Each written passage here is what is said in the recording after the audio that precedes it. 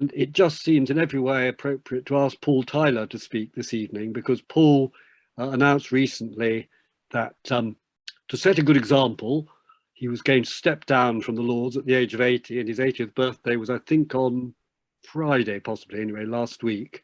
And so he has now just stepped down. And it just seems such a good occasion both to express our thanks to him for all he's done for electoral reform over the years, and to ask him for his ideas, to give his reflections, if he likes, on looking back a bit, which would be welcome. But I think Paul is always a man with his eye on the future, and to give us his thoughts as to where we might go from here. But first, Paul's talk is to be chaired by our president, Wendy, and first I'd like to invite Wendy to take the floor and say a few words herself, and then introduce Paul. Thank you very much, Dennis. My only concern at this moment is Paul on the Zoom? Because I haven't seen him. Oh, help. That's all. Yeah, Wendy, he's under the name of Helen Parker. Right, that's fine. Okay, I will stop panicking then. He just waved at you. Looking frantically at the participants for some time. Thank you very much then, Keith, and thank you, Dennis. It's a pleasure to be here this evening. Yeah, I just wanted to preface, before I introduce Paul, just a couple of remarks. Yes, I would agree, and I'm sure we'll come to talk to this in the discussion. The elections bill that is currently going through Parliament and is just completed its report stage is fairly egregious for all of us within Lib Dems for electoral reform and Lib Dems more generally, and does feel like a backward and retrograde step. But the purpose of our talk this evening is to talk about the crucial steps that we need to take now, and there are positive things happening. There is no doubt about that. And for those of you who haven't shared it, I've shared it on Twitter and my other platforms today, which is the video, cross-party video that has been done by Make Votes Matter. Ed and I are both speaking in that, but there's a real cross-party consensus on that, and there does feel like a movement and a desire for change, and certainly in terms of engagement I've had over the last few months with ERS, Compass and others, it does feel that there are possibilities in the air. But moving on to introduce Paul. And since I was elected in 2019 and took on the role of Constitutional and Political Reform spokesperson until Alistair relieved me in September of last year, I was hugely grateful to Paul and the wider team in the Lords for the support that they gave me as a brand new MP. And I've always said that, you know, clusters as that grouping of MPs and Lords using their expertise on the different subjects. The Political and Constitutional Reform cluster is an exemplar in that regard. But let me just say a few words about Paul as he stands down from the Lords, and he and I met for lunch a couple of weeks ago. Paul, in 1964, became Britain's youngest county councillor, and then was elected in 1974 with a majority of 9 in Bodmin, though sadly, thanks to first past the post, he lost that seat again in October 1974. He kept himself really busy from then on with a variety of roles within and out with both the Liberal and Alliance parties, and independently advised environmental policy. But I also see he was a broadcaster as well, so he was very, very busy. He was then elected MP for North Cornwall in 1992, serving until 2005, when he was elevated to the Lords. But I'm just taking this from the Liberal Democrats page, but in the 2001 election, he was appointed to shadow Robin Cook as Leader of the House of Commons, with particular responsibility for the reform of Parliament. And I think you can see from that work where Paul's passion in this area has come from, and the work that he's led on. He led for the party both the modernisation of the Commons and the reform of the Lords to create a democratic and representative second chamber. He chaired the party's Better Governance Policy Group in 2006-07 and piloted its report For the People, By the People. And his Constitutional Renewal Bill was introduced in the Lords in 2009. He was formerly co-chair of the Liberal Democrat Parliamentary Party Committee on Constitutional and Political Reform. He convened a cross-party group from within the Joint Committee on the draft House of Lords reforms bills to secure majority support for positive recommendations in favour of progress for reform. And he really has been a spokesman, advocate and leader within and out with the party on this topic. And it gives me great pleasure to introduce him to speak now. Thank you. Wendy, thank you. I'm sorry I'm misnamed, but I'm sure Helen will take over if I fail to fulfill the full expectations of this important meeting. Look, just a word of thanks to several. First to Wendy, because she's been a tremendous ally and continues to be so. And I do appreciate all that she's been doing. She's the busiest person in the parliamentary party because, as I know from my previous experience, the chief whip actually does it all. Everybody else just talks about it. Isn't that right, Wendy? And secondly, to thank Dennis and Keith, not just for kind words, but also for really, really hard work in the last few years, which has got us into, I think, a much better position on this great campaign than we've been in for a very, very long time. And why is it such a challenge now? Well, because I think we have for once been, and I don't mean this in a derogatory sense, I think we've been rather cleverer about our tactics on this issue. Because, as all of you, I think, know, we've been rather careful not to be too outspoken when Labour were hesitantly, but just very slowly moving towards full support for PR. The work done by Make Votes Matter, which Wendy's referred to, in encouraging constituency Labour parties to put pressure on their leadership and to then get a very important vote at their party conference, which, if it wasn't for the ludicrously anachronistic way in which their party conference operates, even worse than our own, I should say, from bitter experience, it would mean that actually the Labour Party would be even more committed now than it is, as the curious way in which their votes are counted has ended up. At the party conference, 50% of the votes are allocated to the unions. But if a big union or several big unions abstain, they're just taken out of the equation. And it is the assumption of all the other votes, which the union, which are voting, are counted, that takes up the 50% that the unions are entitled to. Now, I hope I've sort of explained that, but if anybody wants a little bit of mathematics analysis, perhaps we have a word later. But what I'm really saying is that the membership of the Labour Party has moved dramatically as a result of the cross-party work that Wendy's been referring to, and Make Votes Matter has done a fantastically good job in making sure that it moves in that direction. The fact that Unite since the party conference has come out against first past the post, of course, extends and increases and does certainly improve the prospects of a real change of the leadership. Starmer hasn't moved yet, but I think he may have to. So that's the position now. And I want to just examine a little bit of the past history, because I think it helps us to think about the next crucial steps, which is the subject of the discussion this evening. I have the scars still of the preparatory work we did with Cook, McClellan talks running up to the 97 election, the subsequent victory of Blair with too big a majority. Some of you may be following the sequence that's very well done on television about Blair and Brown. The fact that Brown, Straw and Prescott were able to say to Blair after 1997, you don't have to move on this, meant that he, in the end, didn't have the courage to take forward the Jenkins Commission proposals. Whether the Jenkins proposals were the best that could have been achieved, I wouldn't like to say so long after the event, but it would have meant a huge step forward in terms of dealing with the cheating of our voters. And that, as Keith was saying just now, I think, must be the center of our argument. It's not about parties being disproportionately represented. It's about our fellow citizens being cheated. And that's where I come to a suggestion that I've been making pretty continuously over the last few months, which is that we should continue to look at the wider opportunities, not just the House of Commons.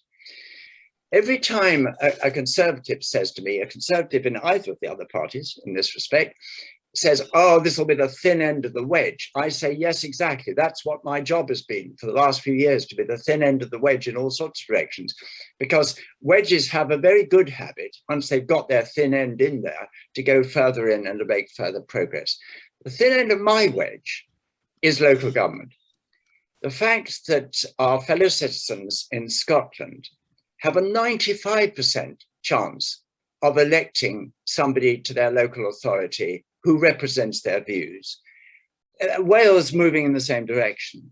Northern Ireland already has a much better system.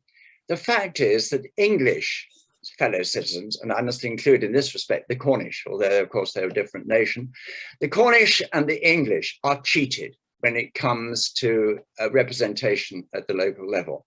It's also true, of course, that the Senate in Cardiff, Stormont, and the Parliament in Holyrood have all got a much better mandate to represent the majority of their fellow citizens than the House of Commons has. But don't let's forget too that there may well be another opportunity to have a go at the House of Lords, when we could find ourselves with a second chamber which has a greater degree of legitimacy and a better mandate. Are we going to get there?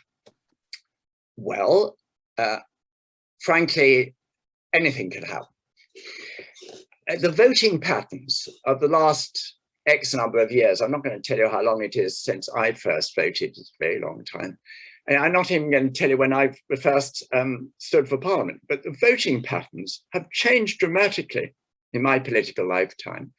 There's so much change between elections. There's even a lot of churning about during election campaigns.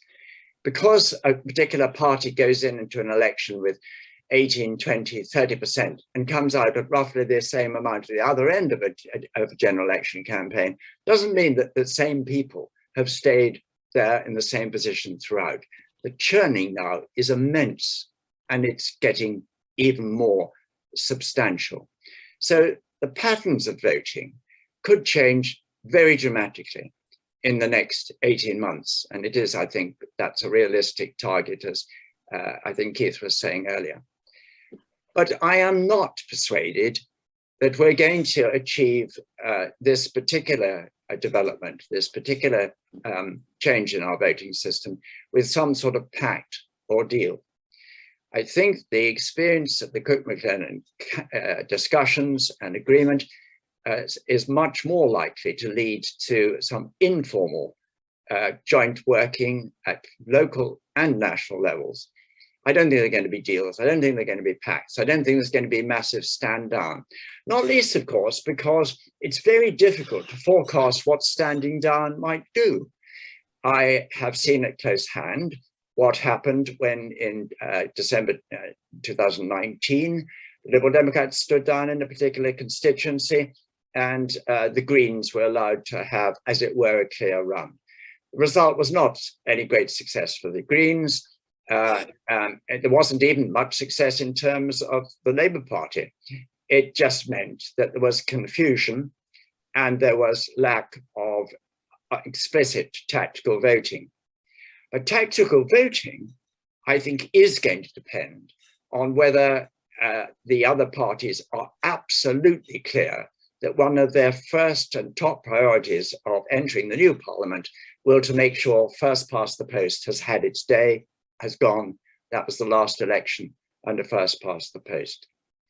So my final thought is this: at every level of governance, at every level of campaigning, we have got to try and make the equation between a fairer voting system and making sure that people's voices are heard. And it doesn't matter whether those voices are about diversity issues or planning issues or the climate challenges, or whether they're about the fallout from the worst possible Brexit deal that could have been imagined. Whatever they are, we've got to make fair voting a doorstep-friendly issue. It isn't particularly at the moment. That's the only way in which we can win elections, and by winning elections, improve the electoral system. I hope that may have given everybody enough to bite on for now everybody to fall into our usual Liberal Democrat trap of having an extremely interesting debate, which then at the end of it, we don't have any great conclusions, but we go away feeling that we've at least made our voices heard. And that's what I look forward to. Thanks very much, Paul. So we have now half an hour or so for questions. Could you please, we prefer it if questions could be put in written form in the chat, where Sarah and Helen, I think, will be monitoring them and prompting me as chair with them. Okay, so let's try it like that. I wondered, since he's here, if we might start with Tom Brake, who's chief exec of Unlock Democracy and a former Liberal Democrat MP. If you'd like to comment or ask Paul a question. Thank you very much, Dennis. It's a pleasure to be here in a slightly different guise to that it would have been a couple of years ago. And it's also a pleasure to follow Paul Tyler, because Paul was a great support to me at the time when I was, first of all, involved in the backbench business committee that looked at constitutional matters, and then when I was a minister who had some responsibility for constitutional matters. And Paul is a great loss to us. Paul, I guess in terms of using local elections as a means of demonstrating that PR is something that can work, which local authority do you think in Wales, for instance, might be the first Liberal Democrat local authority that will propose introducing PR for its elections? Take a video when I'm asking question. I'm next. Shall I come right in, or shall we gather some questions together? What do you think's best, Dennis? Well, I should ask our question monitorers. Sarah, do you have anything for us yet? I'm telling you. I think Paul, let's go straight to answering Tom's question, and you can turn over to Sean for your question to Wendy. Yeah, thanks, Sarah. Well, in that case, can I just illustrate a rather important point? And that is, unfortunately, those who are in favour of more effective representation, if they're given the chance, will take the chance. But there's an awful tendency, Tom, as you and I know only too well, that turkeys don't vote for Christmas. And then that suggests that if you make it discretionary as to whether a local authority, as is now proposed in Wales, should adopt a more fair system, the ones that will agree to do so will the ones that are already rather pluralistic. The ones that are in one party or the other and wanted to keep it that way, a stronghold of a minority that claims majority rule, will not accept the change. And of course, it was Jack McConnell and Jim Wallace in Scotland who said, we won't make it discretionary. We will insist that every council in Scotland has to adopt a fairer method of election. And that's why in Scotland, as I was saying earlier, 95% of those who vote in local elections in Scotland get an impact on the result. If you leave it only to those councils where there's already a degree of cooperation, a pluralistic approach, I'm afraid this will not necessarily be so successful. And what will happen is, I fear in Wales, that Labour and Plaid-held councils will be very reluctant to move. So when the Senate moves on in this particular discussion, I hope there'll be more pressure to make it an effective cross-whole of principality, rather than just those areas that are already relatively civilized and representative. Thanks very much, Paul. Could I just interject on general comment? Could people who are not speaking please make sure their microphone's on mute? We were getting a bit of random noise there at one point. The second thing was just to chip in my little answer on that, which is, Paul, that's another reason why I think that the current Welsh proposal that they might change their the method of election of the senators, STV, is important, because if that happens, I think one could go back to local government and say it would become the obvious next step. So we might have to wait a couple of elections for that, but because the big hope is going to be that they reform the election of the Senate this time round, and then possibly once that's happened, I think it would be a pretty difficult argument to say that it shouldn't be across the board for councils.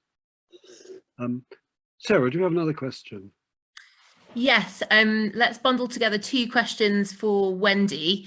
First of all, a question from you, Sean, on the APPG, and then Juliet, I think you had a question about where Make Votes Matter has had challenges engaging with Labour. So Sean, can I turn to you first? Okay, well, it was just to ask Wendy if there's been any progress through the APPG. Has it met? Is Alex Sobel still chairing it? And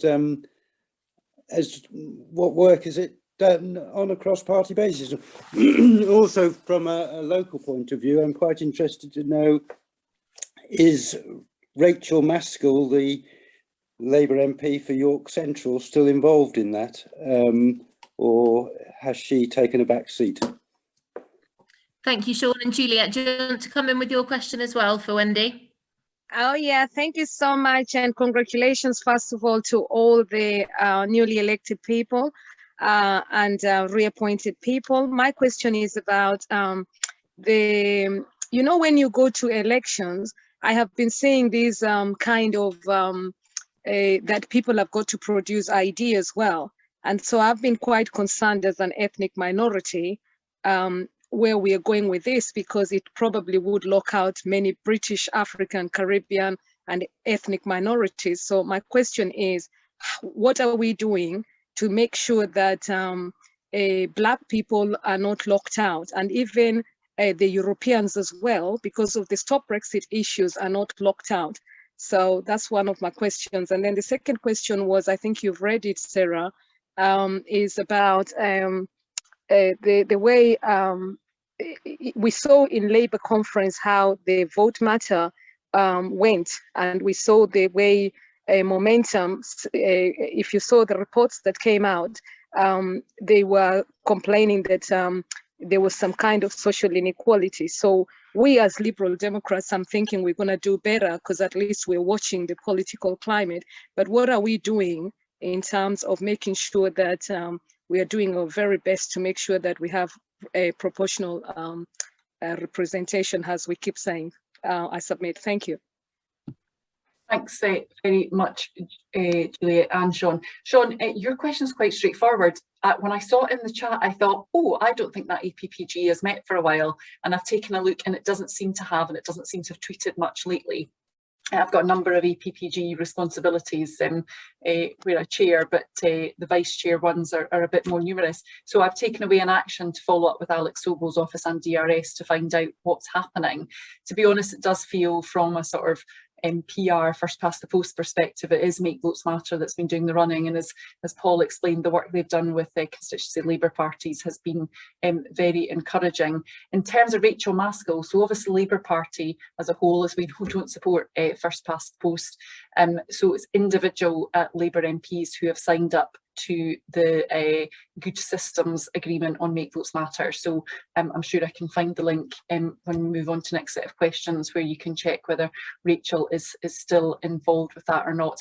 I have spoken incidentally to a couple of Conservative MPs who are warmer on this regard than others. So it will be interesting when we come to the Elections Bill, which, as I said at the outset, has just completed in committee. When it comes back to the House, whether we might see a couple of those Conservative MPs break ranks, because obviously the Elections Bill, as Juliet alluded to, the voter ID aspect of the Elections Bill is the aspect that is been front and foremost at the reporting of the bill, and is obviously something that concerns all of us greatly, because the reality is it is trying to deal with a problem that doesn't exist. And as Juliet rightly pointed out, it tends to be more transient population, more socially deprived, more ethnically diverse. that are going to struggle to register to vote. And although the government says that it's going to provide everybody with a voter ID card for that purpose, that's obviously something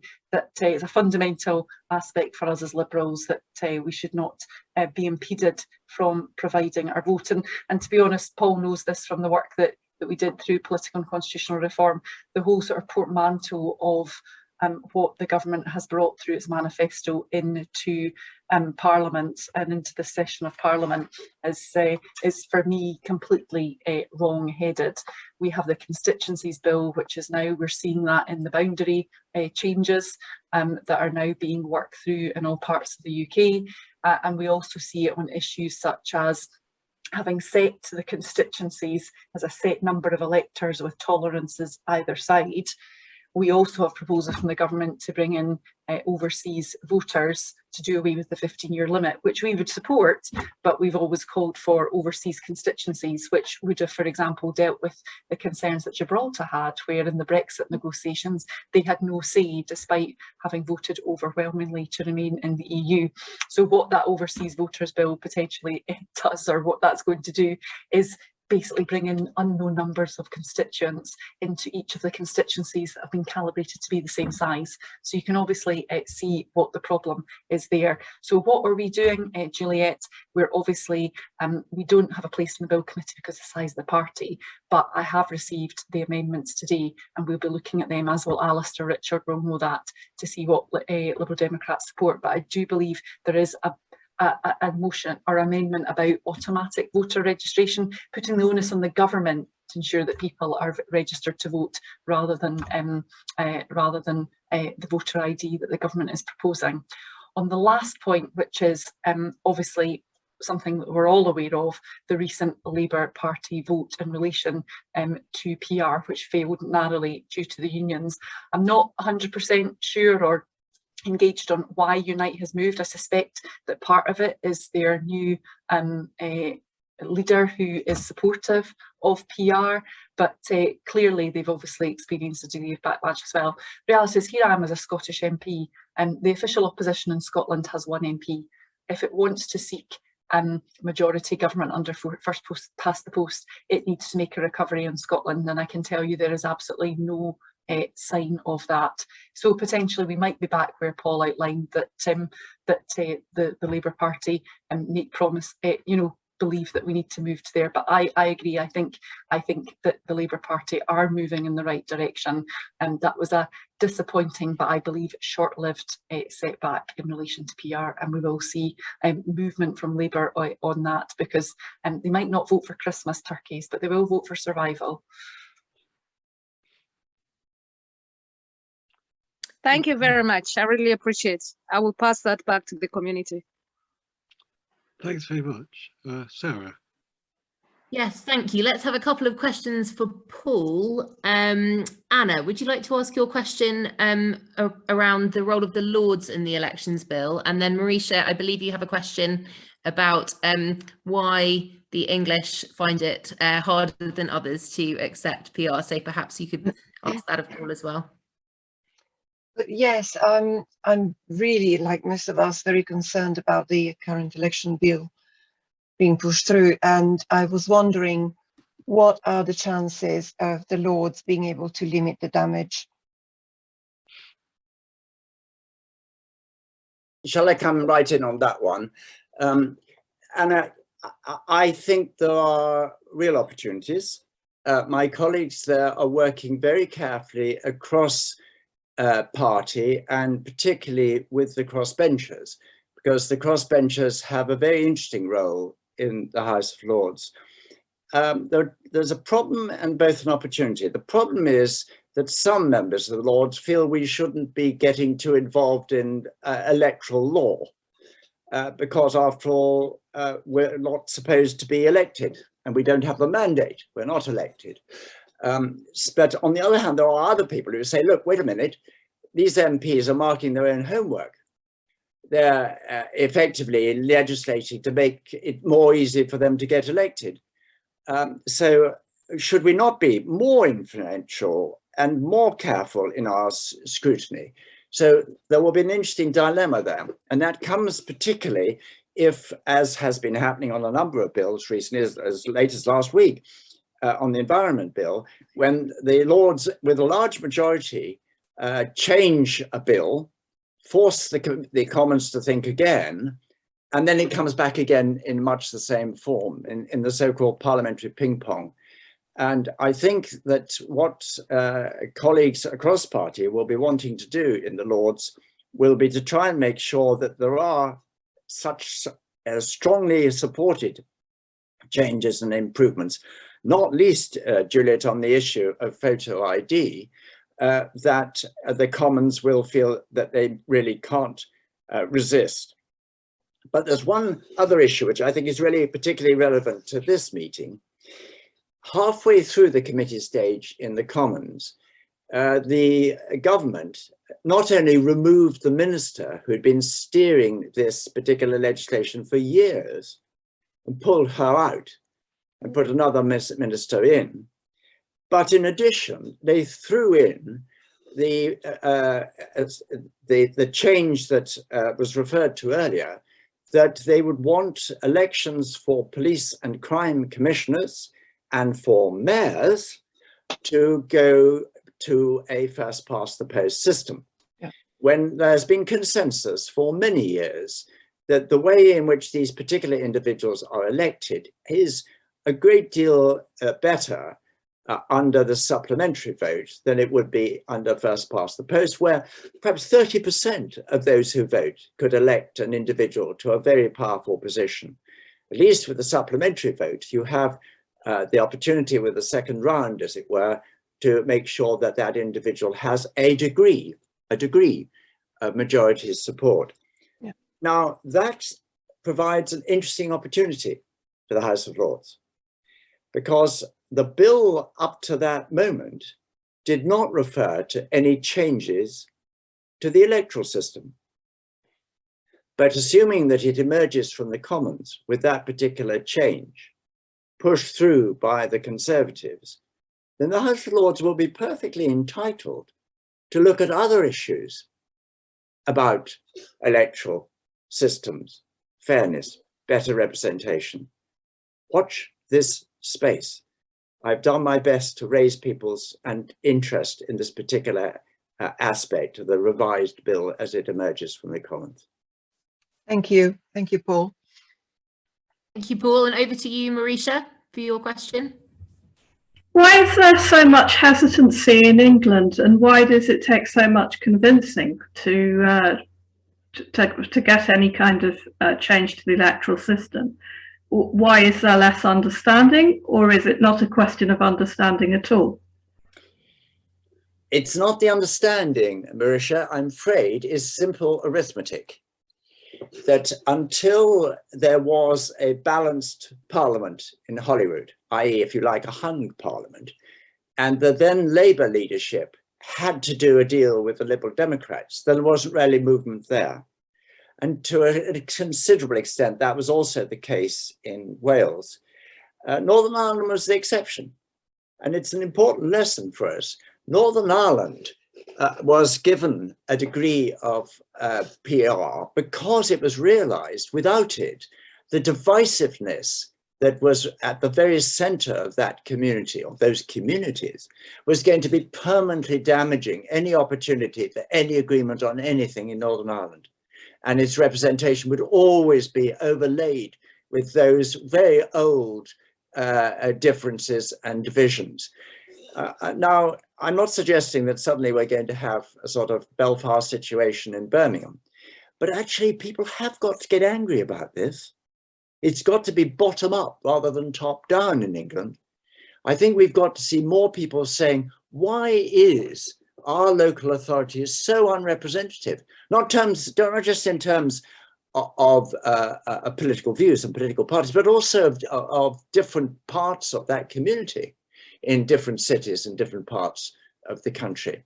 We've got to get to a point where English people feel that they have been pilloried, they've been discriminated against, that's a better word, in terms of the electoral system, where their fellow citizens in Scotland, Wales and Northern Ireland have been given the opportunity to be listened to more effectively. We've somehow got that to get that message over. That's the big difference. That's why England is different. It's because the political realities have not been persuaded by a grassroots campaign. That's why Make Votes Matter is so important, and that's why it's important to get Labour councillors and Labour local parties to recognise that this is a real problem. Yeah, if I can just come in, I'm actually looking at the Holyrood Scottish Political Guide, and I'm looking at the makeup of the Scottish Parliament. And the reality is without a more proportional system of representation, which we currently have in Holyrood, the Conservatives would not be the official opposition in Scotland to the SNP, because literally I've counted. We as Liberal Democrats won more constituency seats in the Scottish Parliament elections than the Conservatives did. For me, it's an interesting one as a Scottish MP, as a pro-UK MP, that I think, you know, there is an argument here that actually what the UK government is doing in relation to the elections bill and its attitude towards first past the post is another thing that puts the bonds of the union at risk, because increasingly England is an outlier. It's an outlier in terms of Holyrood, Stormont and the Senedd, and increasingly we're seeing they're an outlier in terms of local government. You know, we have got in Scotland in May all up Scottish council elections, and you know, that's a fully STV proportional system, and it gives a better representation. So I think once people see and feel it, it is one of the things that makes the difference. But yeah, I think it's back to Paul's Turkeys Don't Vote for Christmas piece, in that at the moment those who win the most votes in individual contests hold the power, and as a result of that, it is more entrenched and difficult to shift. The other thing, interestingly, I just want to observe is, you know, we've obviously been looking at some of the things that I've went through in the last coming up for 2 years since I was elected. And, you know, there are some of those international things that we have faced, Afghanistan being the most obvious thing, where even though the Conservatives don't want to admit it, they're actually more European than they let on. And as opposed to when we look at how, you know, the US dealt with the withdrawal from Afghanistan, and actually where the UK government they were more aligned with the European approach. And the fact that we're in a situation where only Belarus still has first past the post in Europe, it's like votes at 16. I believe it is an if not when, but and I do believe we're in the early stages of the end game, but there's still much work to be done to ensure that. Thank you, Wendy. Paul set out his stall on the topic of electoral pacts, but Deborah, would you like to throw that challenge out to Wendy? And then after you've asked your question, Deborah, I'll turn to the two Richards. I know you both have your hands raised. Deborah, over to you. Okay. Good evening to everybody. And in particular to Lord Tyler, who I know, and I'm very sorry to see you retire, but I do understand the reasons why you're going. Yeah, so I wrote in the chat that I was a bit, to be honest, a bit shocked to see that that you, or to hear you ruling out standing down candidates. I will have to confess to spend time on Twitter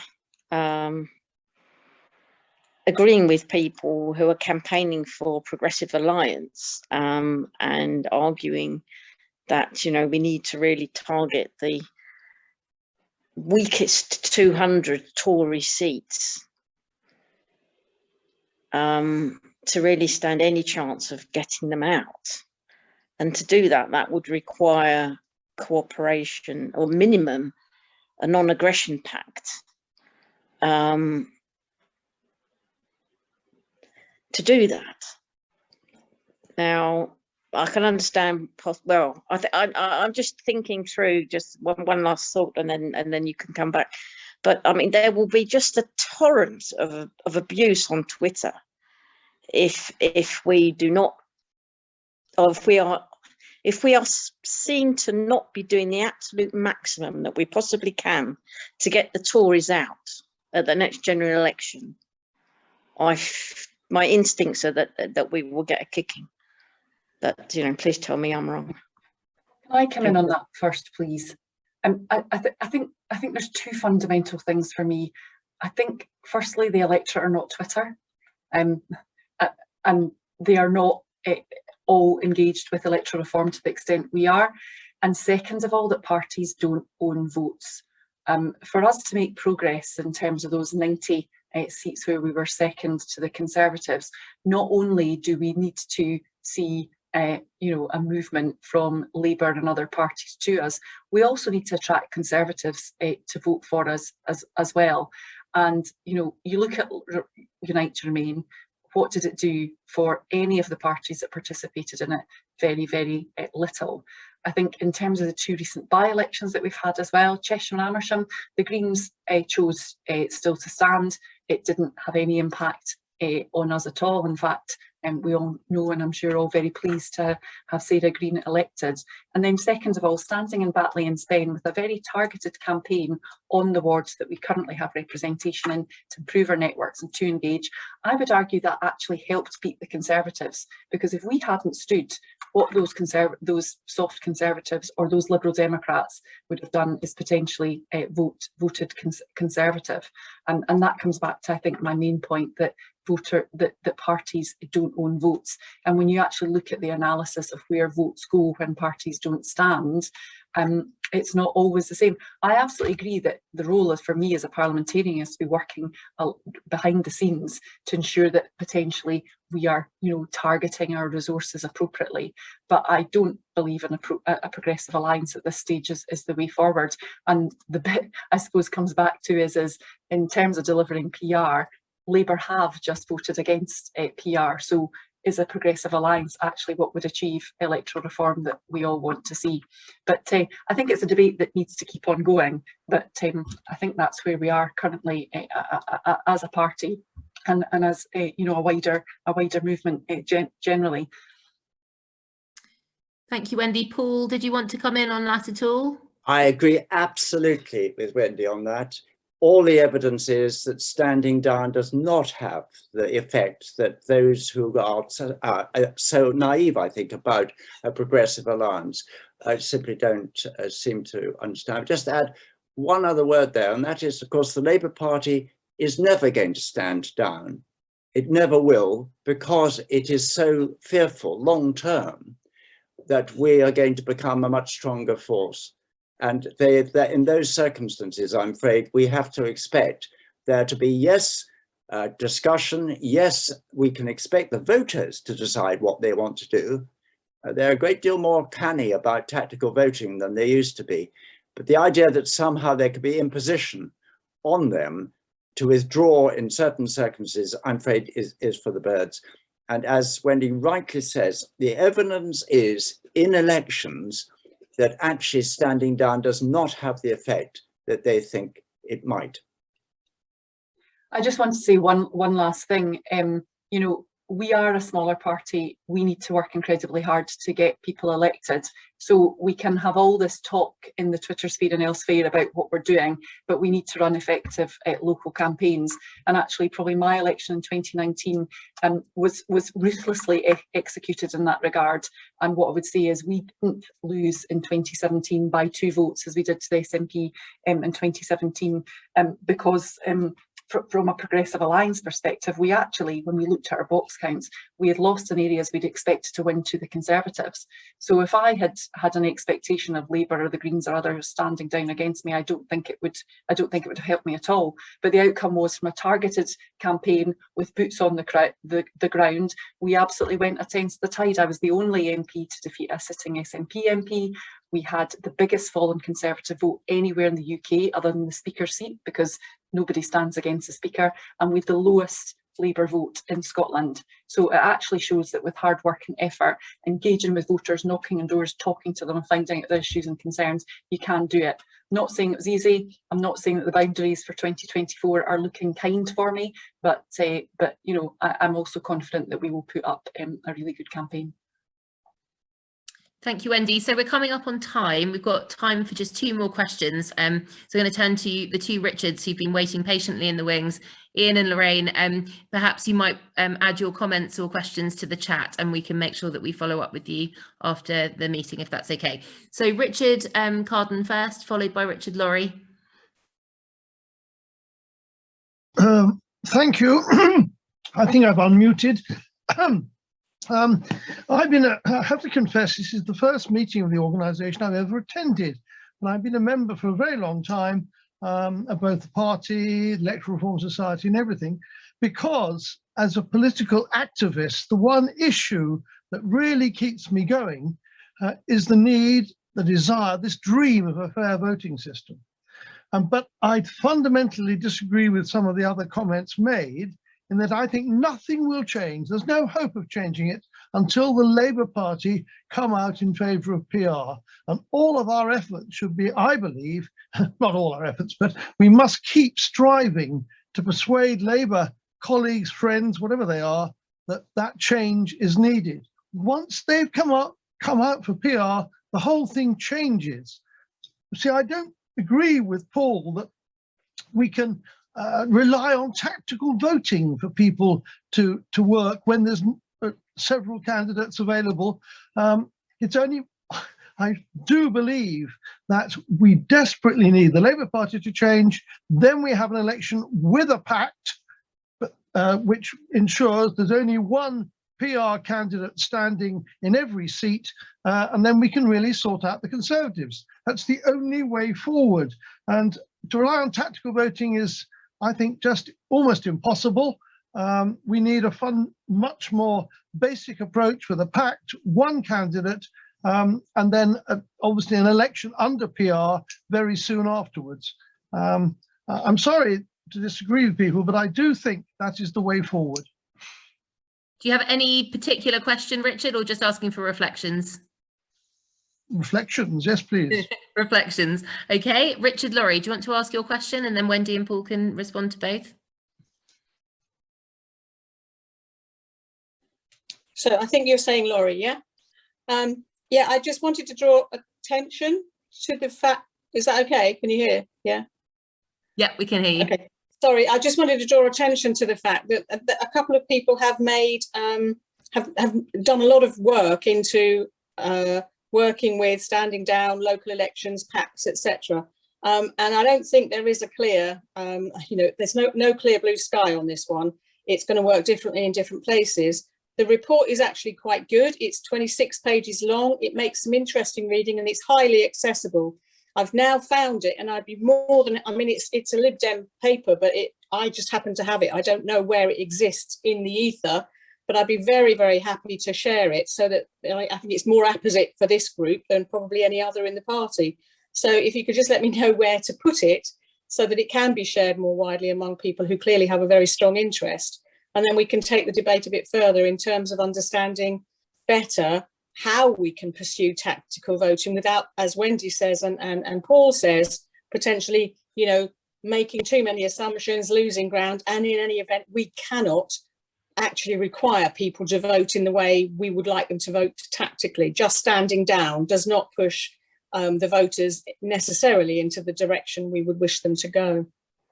Lorraine, that sounds very interesting. Can you put the title and any other obviously useful detail into the chat?